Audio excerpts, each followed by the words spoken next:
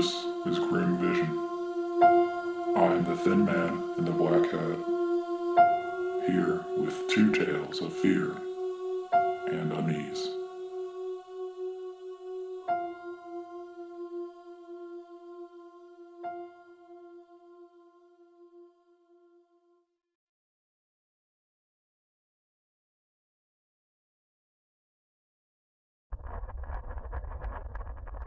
We cherish our loved ones, our family. They are everything to us, aren't they? Dear listener, it would be a shame if we lost them. Such tragedies do occur, and it's often out of our hands. It isn't always that way, however. What if we were given a choice, an ultimatum about their fates? A choice like this haunts a certain friend of mine, and it has weighed heavy on his mind for 5 days.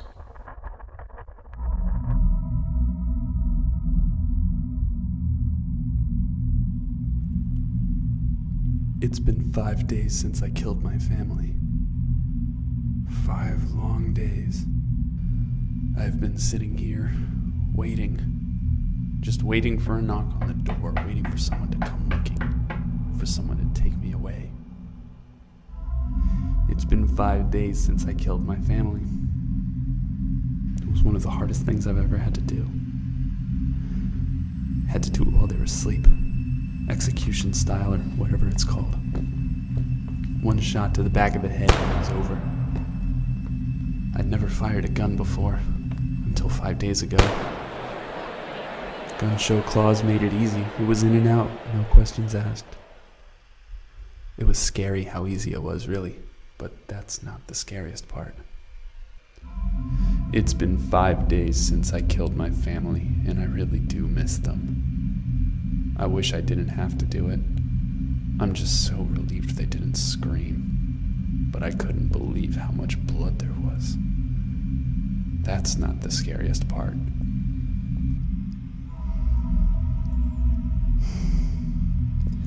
It's been 5 days since I killed my family. I didn't have a choice. The choice was made for me, truth be told, but it was clear as day when it was explained to me. That's not the scariest part, though. It's been 5 days since I killed my family. There was a guiding hand then, and it's here with me now. That's not the scariest part, though. It's been 5 days since I killed my family, but it was with me before this happened. It started with a whisper from the closet, then from under the bed. It was with me in the car, at the office, wherever I found myself. It spoke of desires beyond the pale, fetishizing the call of the void. But that's not the scariest part. It's been 5 days since I killed my family, but I saw it 6 days ago. Its neck bent back and its arms reached far. Its mouth contorted slowly, producing damp, cavernous rattles. But that's not the scariest part. It's been 5 days since I killed my family. I killed them in their sleep, in their beds, but they stand here before me. Their arms are reaching out to me. Their mouths try to form words, but nothing comes out. Only a wet gurgle now and then. I can see through the gaping holes in their faces, right through to the fireplace. There's a lovely photo of the 3 of us on the mantle. I've been looking at that mostly, but they just stand there like they're waiting for me, waiting for me to stand up and come to them.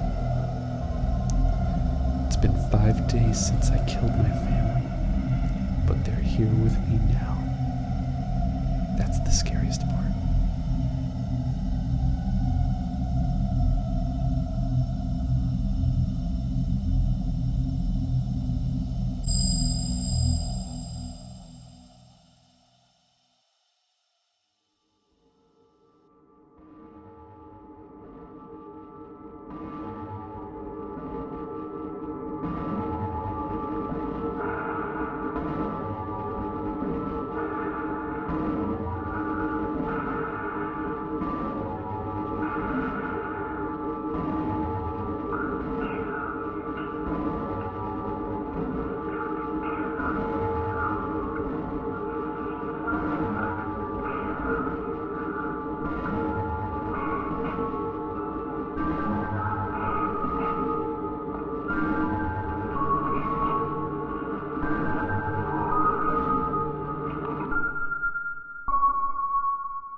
Our next story is coming to you live from the open road.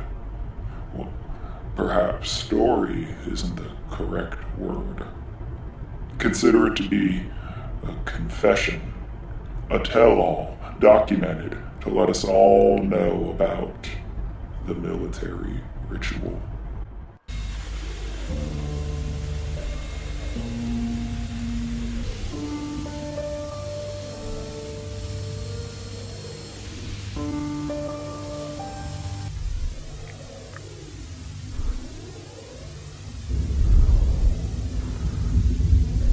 This is what needs to be said. I'm saying this so that nobody else has to. To my family and friends, I'm sorry. I enlisted at 18. I was vulnerable, and it felt right, I guess. Growing up in Kempner, the base wasn't far. Almost everyone else from my graduating class at least attempted to enlist. I just thought that's what I was supposed to do. They said I was born for this shit. I was built to kill. You never hear about that. That kind of talk. We're dehumanized. So is the enemy. Service is transactional, dressed as patriotism. We fight together for our country, but we all die alone regardless. I'd done 2 tours by the time I was 20. I was proud of my time. I was even more proud of my body count. There was this one game. We would play with the kids wherever we were stationed. Regretfully, this was one of my favorites at the time. When you go into a new town, you'd round up as many kids as you could find, getting them excited about some free candy you had back at the truck for them. Once they were excited enough, you'd lead them out of town, Pied Piper style, and then tell them to race over to our truck parked at the other side of a clearing we'd buried mines in the night before. It was like fish in a barrel. I loved it. This is a war crime, yes. That won't matter at all in the end. During my 3rd tour of duty, myself and 4 others from my unit were shadow deployed. We were led by a sergeant major I hadn't seen before. There's no record of these operations for the sake of national security. I've come to understand these operations are seldom led by your own superiors, again, for security reasons. While inbound, we were told the operation would be similar to Neptune's Spear. The operation was to run for 12 hours, and we were to monitor the time to the best of our ability. It was billed as a search and destroy mission. If anything was found alive, change that. I guess that's why I was chosen for this. It's kill or die. And I had no plans to die. 0103, our helicopter touched down. It had already become clear things were going to be different with this operation. We landed about 2 kilometers from the Sabah al-Ahmad Reserve. This was odd to me. Our presence was clearly made known by landing so close. I wondered if this was for the sake of intimidation. This wasn't the time to question, though. Never was. Anyway, I wondered if we were about to take out someone big. However, new orders were then given. We were now ordered to capture 6 civilians alive and to spare the rest. As we descended on the reserve, I looked back for a moment and I noticed the pilot was still sitting in the helicopter, motionless. By 0140, we'd rounded up 6 civilians from Sabah al-Ahmad. None of them put up any sort of fight or dispute. At least 2 of them had a smile on their face during their capture, from what I saw at least. 0147, we were ordered to lead the civilians on foot to a then unknown location, coordinates only known by the sergeant major. 0358, we arrived at a small orchard close to the border. The orchard consisted of 12 apple trees in 2 rows of 6. At gunpoint, the civilians climbed the trees and removed every apple. 0412. Sure. 0731, the civilians were force-fed the apples, core and all. Some vomited from either the excess of fruit or the heat from the rising sun, but we forced them to ingest anything their bodies rejected. Not a bite was to be wasted. That was an order. 07 35, the sergeant major handed the 5 of us what looked like crude handmade Bowie knives. The blades appeared to be ivory with ragged leather-bound handles. We arranged the civilians in a small circle, sitting cross-legged and facing each other. 0740, we disemboweled the civilians in unison. The sergeant major ordered us to remove our gloves and cut across the palms of our hands from ring finger to the webbing beside our thumbs. I've been on autopilot during this entire operation, and this was the first time I actually considered what I was about to do. No time to question though, just act. 0744, with our bare bloody hands, we were ordered to reach into the stomachs of his dying citizens and empty the contents into the center of the circle. It was important that they were still alive during this. The essence of fruit burned like hell. All of the citizens were dead shortly after.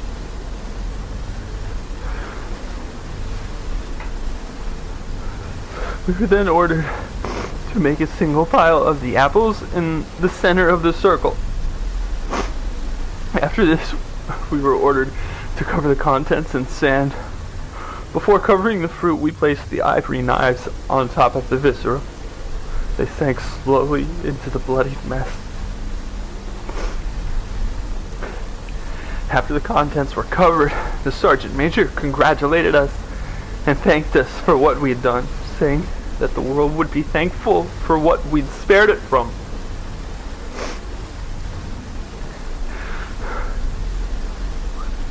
We arrived back at the helicopter at 12:58.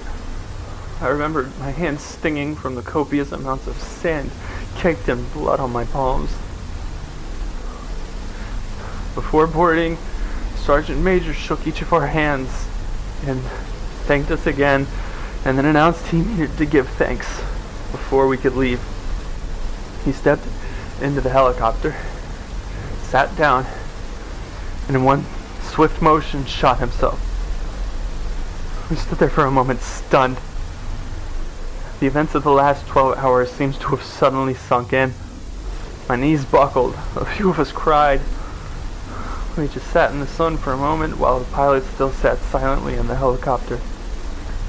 Upon arriving back at the base, we were immediately discharged.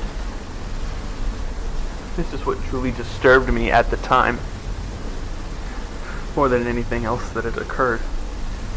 This was the ultimate betrayal. I signed document after document, swearing I wouldn't speak of the operation. Any question I had, any issue brought up was met with intimidating silence by superiors.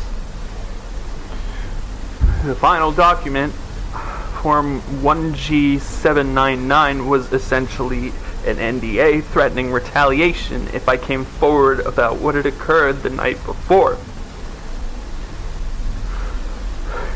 Current events are showing that there's a side to this world many will never see or even understand. Whatever happened during that operation, ritual, whatever it was part of something I still don't understand. Through support groups and my own research, I'm discovering more every day. These rituals happen more than we think, in ways and circumstances we would never consider. There's a reason people in power die mysteriously, a reason why the human trafficking syndicate running this world will never be stopped. The higher powers that be are far from benevolent. That much I understand now. There's a degree of knowledge available to those of us on the surface, but the rest exists beneath, in the abyss of whatever echelon stands above us. Please understand, I will not be available for comment by the time this is online. No amount of encryption can protect me. I'm sure someone will be staging my suicide this time tomorrow. Before this is deleted, altered, or whatever else, please just take note of the following. The alleged Thor wasn't alone, but left alone. There's a reason it's always a shallow grave. Find Kenneth R. Colbert and Gina Alton.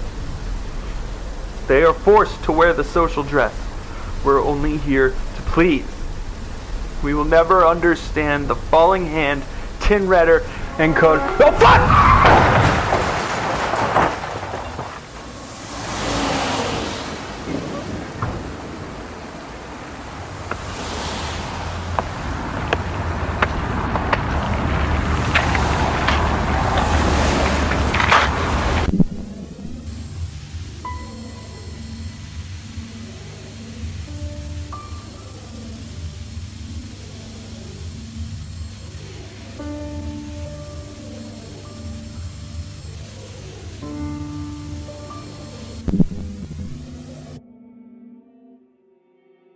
Thank you for suffering the vision. Tonight featured production and performances by Mike Bamford and stories by Jim Gullickson. Suffer the vision further by following us on Instagram at Grim Vision Podcast. If the night left you cold and shaken, consider donating to our Patreon for exclusive content and assorted ephemera at patreon.com/grimvisionpodcast. We want to thank Gailey Hughes for her support making this episode possible. The meek, the uninitiated, and general well-wishers may contact us at grimvisionpodcast@gmail.com. This has been Grim Vision, and I am the Thin Man in the Black Hat, and I'll be seeing you again.